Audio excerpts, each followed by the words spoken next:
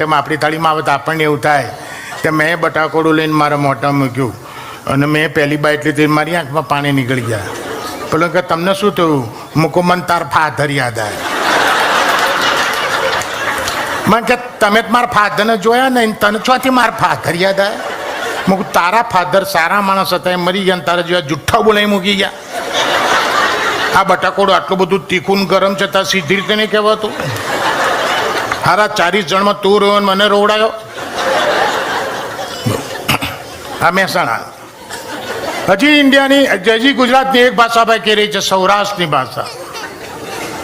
મીઠામાં મીઠી ભાષા કોઈ હોય ને ગુજરાતીની ભાષામાં તો સૌરાષ્ટ્રની ભાષા છે.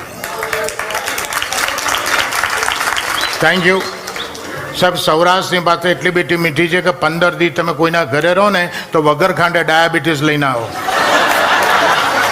અને આજની તારીખમાં